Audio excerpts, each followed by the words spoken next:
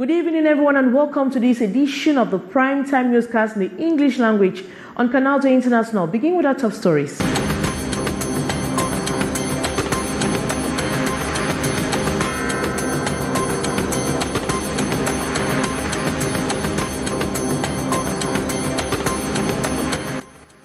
The remains of the victims of Bameyang attack by alleged separatists or fighters on November 21 have been removed from the mortuary at the Bameyang Market Square this morning. It was total consternation. Family and friends of victims could not hold back their fears as the remains were laid.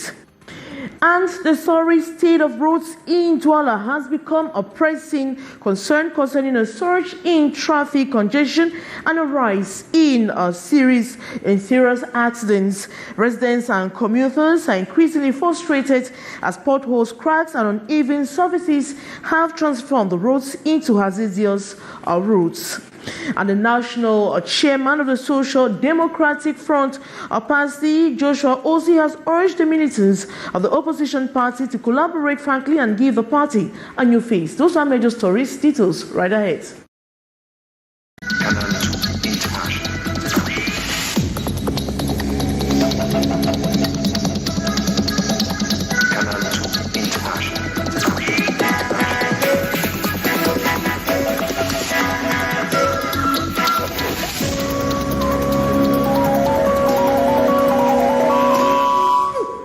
Good evening once more. We take you to the west region of Cameroon, where victims of the Bameyang attack by the alleged separatist fighters on November 21 have been removed from the mortuary at the Bameyang Market Square this morning. It was consternation as a family ceremony to be the victims' farewell graced by the presence of West Regional Governor was aimed at providing solace to the mourning families who later transporting the remains to their loved ones for burial. The Bameyang Market Square, once a bustling hub, now resonates with the cries of pain from bereaved families. The purification rites conducted by the superior chief and neighboring village leaders on December 1, village leaders on December 1, 2023, only reflected a community grappling with the aftermath of the tragedy. It should be recalled that several other persons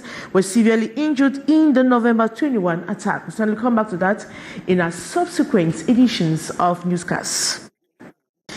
A young man has been stabbed to dirt in the Douala 5 municipality. The incident has exposed growing insecurity at the Makepe neighborhood in the Douala 5 municipality. More on the story with student journalist on internship, Christy Ayare.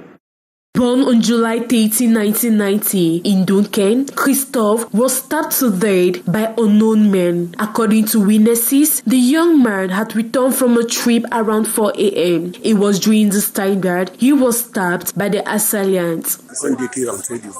He was coming back from a trip in Chang. Since he does mobile money, the thieves thought maybe he had money on him. Meanwhile, he was coming back from a funeral. I'm sure they started attacking me right up there, because we saw blood rolling right up to where we met the lifeless body. The rise of insecurity in Makepe can be attributed to various factors, including the ongoing construction of the drain that runs through the area and the absence of public lighting, creating an environment conducive to criminal activities. There is no security here. Every day we are being attacked. In light of the recent incidents, both the traditional authority and local residents are contemplating on ways to enhance security measures and safeguard the community from subsequent attacks. We are conscious of what happened today. A 33-year-old boy who lost his life is really deplorable. We will put in place a vigilante community to try to security this neighborhood. The level of insecurity in the Makepe neighborhood is alarming. Over the last 10 days, Makepe has experienced 3 cases of severe assault. And a 12-year-old orphan boy in Fumban West region of Cameroon is currently under surveillance after being traumatized by his guardians. He was picked up by the roadside and rushed to the hospital 3 days after he flew from guardian's house. Details in this story with our reporter Gladys Ambu. This 12-year-old boy is a Form 2 student of Government Technical High School, Koptamo, in the Nun Division, West Region of Cameroon. He has been undergoing torture from his guardians for so long. Signs of the maltreatment is conspicuous on his body. And often, the boy has been living with his father's friend since his parents passed away. He has been maltreated by the guardians who have been inflicting wounds on the young boy and forcing him to do all the house chores alone.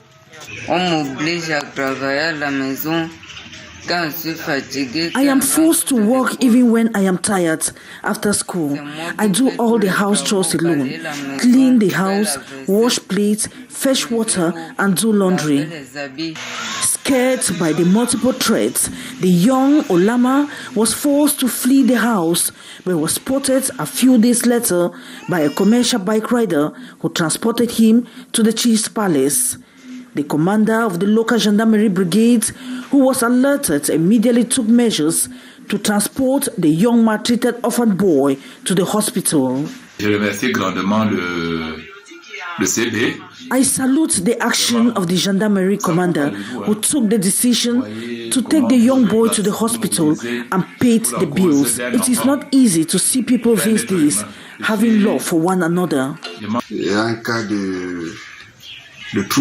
It is a case of trauma. I have examined the young boy and discovered he has been tortured. His physical and mental health needs to be taken care of. The young boy, who is currently traumatized, is still at the Koptamo Health District receiving treatment. All attempts by phone to get through Olama's guardians proved futile.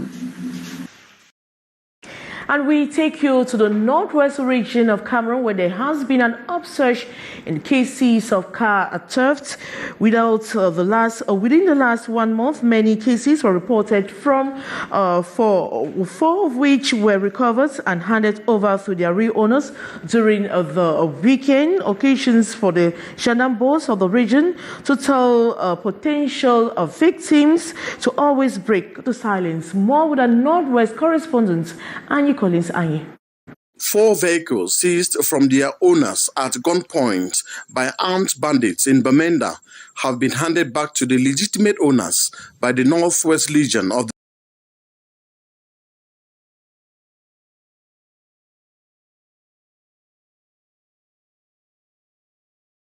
We are sorry about those technical hitches. We talk something else now. The sorry state of roads in Cameroon's economic hub, Douala, has become a pressing concern, causing a surge in traffic congestion and a rise in road accidents. Residents and commuters are increasingly frustrated by the potholes, cracks, and uneven surfaces have transformed the roads into hazardous routes. As we hear the following story with our student journalist on internship, Kiga. This is presently the state of roads at Dongbong.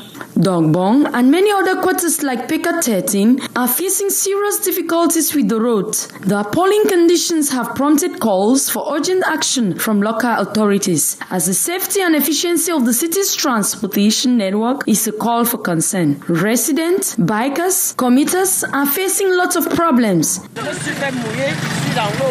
I fell down last week and all my body was wet.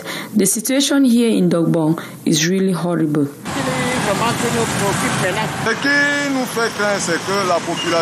This end of year, first of all, people are always out here and the circulation will not be easy. You find yourself inside this pothole there for about 30 to 40 minutes or even an hour.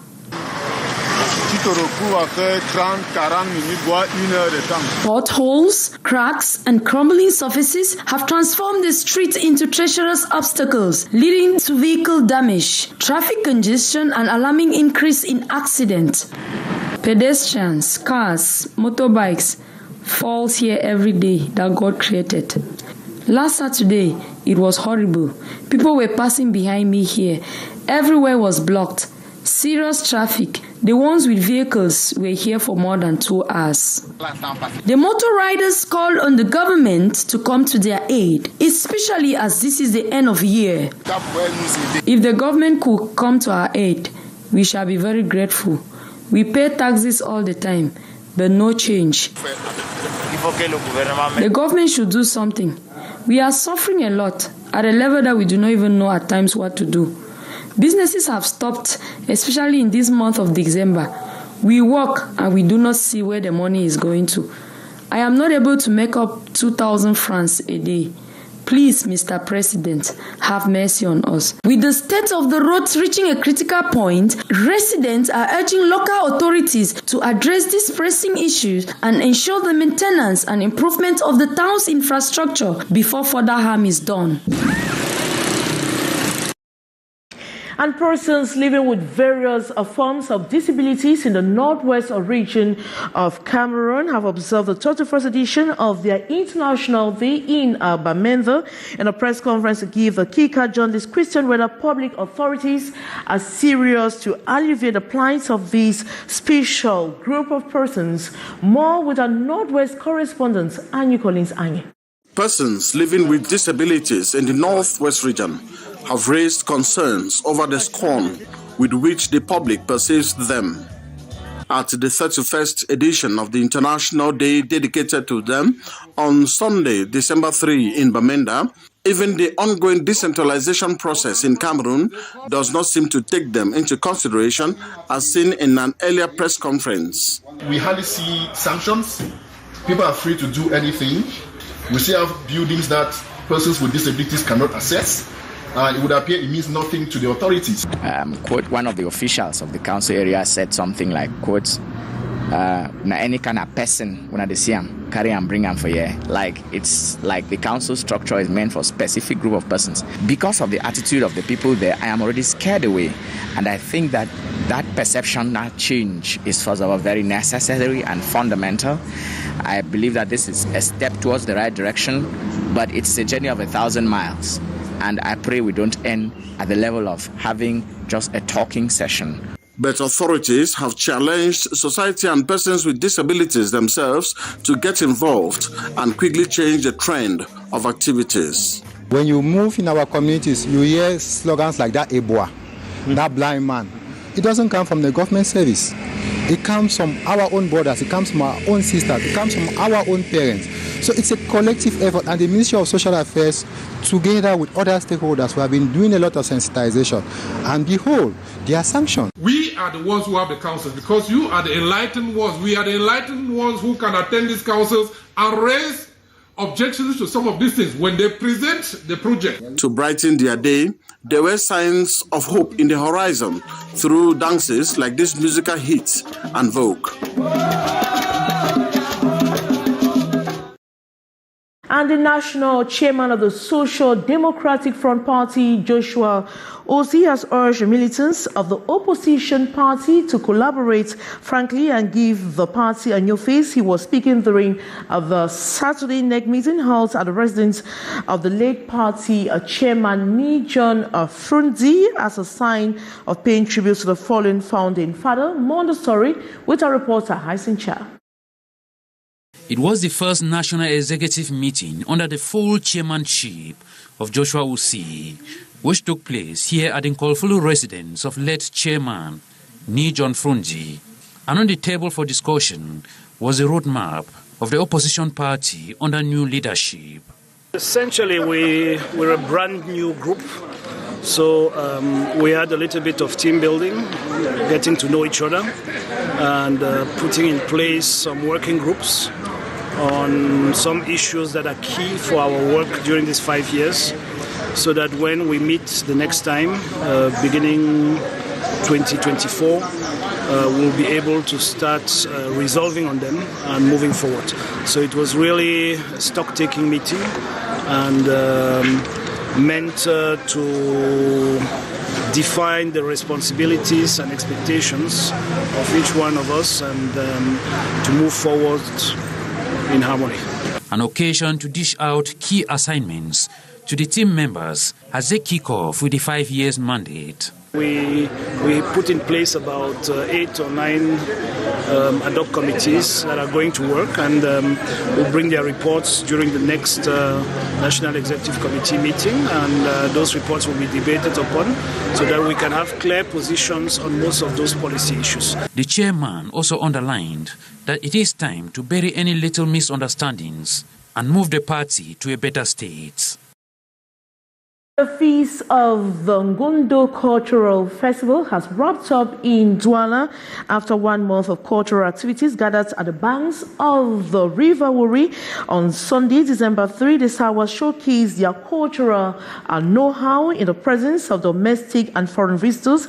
But beyond that cultural display was a message sent by Miengu, the water spirit, to the Sawas. Let's get a message in this report by our reporter, Kejan Henry Atembe.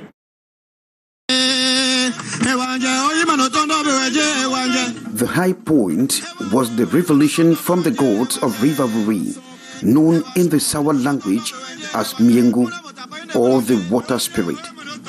It was a solemn moment as the emissary returned from the depth of the river with a basket containing the message sent to the Sawa people by the gods.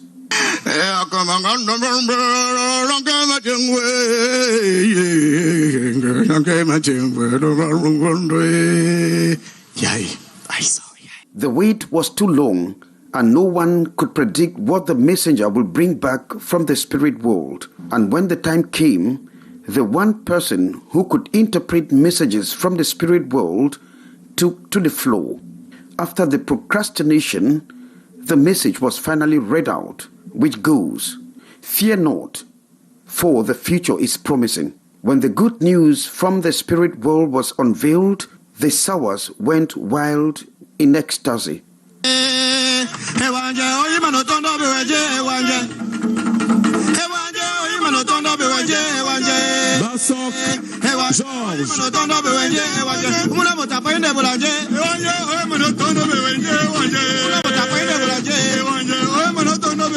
It should be recalled that some years back the gods had announced a series of calamities to befall the Sawa people, and it came to pass that once upon a time of sad memory, the Sawas went through very trying moments in their history as announced by the gods.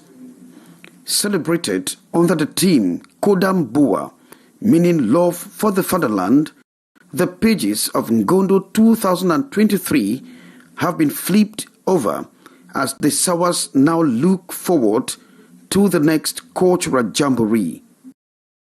And the peace tournament organized by the Douala chapter of the Cameroon Association of English-Speaking Journalists, CAMASD, has been commended by participants and authorities as a real move in promoting camaraderie and peace at the finals of the tournament that wrapped up on Saturday, December 2, 2023, of instituted a merch winner of the first edition of the Football Peace Tournament. More in the following story with our reporter, Gladys Ambu. The ambience as Alpha Institute and the publishing house Pepcam engage in the finals of the CAMASD Mini Peace Tournament Saturday, December 2nd, 2023.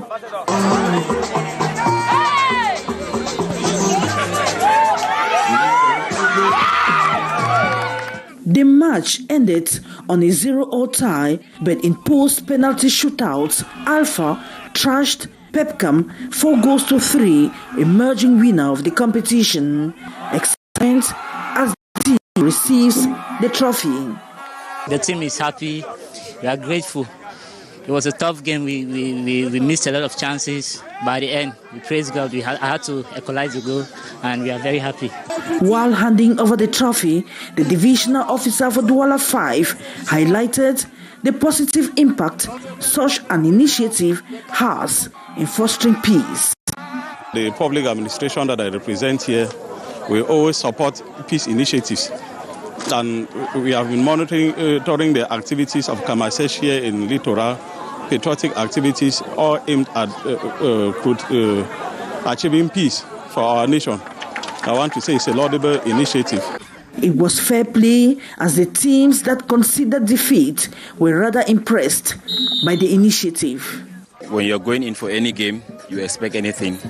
It happens that the opponent were more prepared than us, and being the organizers, at times, it's not as if we cannot do it, but we decided to just like, okay, let them have the pride of place. It was also an opportunity for the students to learn teamwork, learn social building, some other areas that are important for the economy. The Kamasesh D Peace Tournament gives the English-speaking journalist the opportunity to stress out and keep abreast with enterprises. A very beautiful idea that Kamasesh D has to inculcate sports in its annual activities. And I think this is an eye-opener for the rest of the group, like the national bench, to try to think about what they have to do to garner support, not only from their members, but from parties or partners who can be of help to the group in general. The football jamboree ended with a grand party later in the evening.